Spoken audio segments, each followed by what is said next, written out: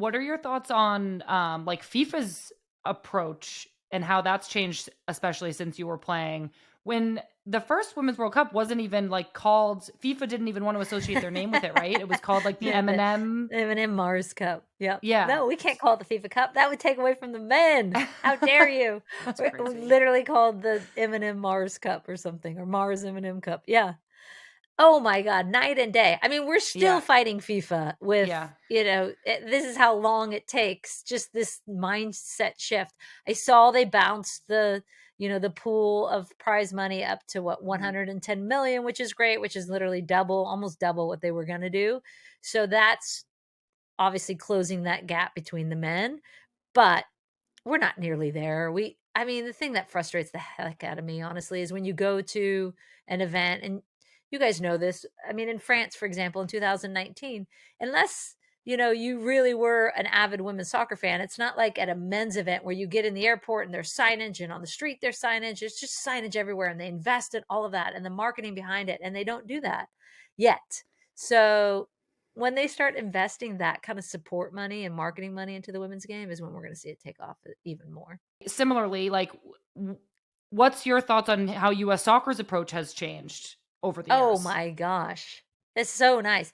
Literally, when we were at your game calling She Believes Cup, I was like, well, where were we in February? She Believes Cup. I looked out onto the field and I was sitting next to Boxy. And I go, Boxy, count their staff right now. There, you guys were training. I was like, count their staff. There are more staff members out there than there are field players. And then when Canada and Japan were walking in from their training, they're like carrying all their stuff, their ball bag, their cones. I was like, there's no carrying of gear with the US team. There's like 700 staff members to do that now. So, oh my gosh, it's changed a ton, which is I fantastic. know. I love it. I'm like, oh, you have a boot bag? Oh, Yeah. I want a Well, boot thanks to bag. you all first and foremost. You Oh, taught us and taught our veteran players how to advocate and fight for more. So obviously you all paved the uh, way. So thank you. yeah, Um, but you guys got it over the line. Most importantly, you rolled up your sleeves and were like, let's get this done. well, And I I'm know, but like, I yay. thank God.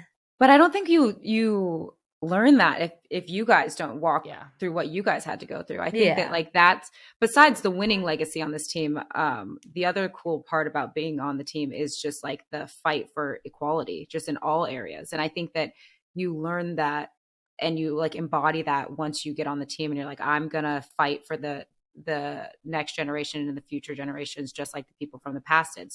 Yeah. So yes, maybe it was like our generation that got across the line, but it doesn't start with Yeah. us by any Yeah. means.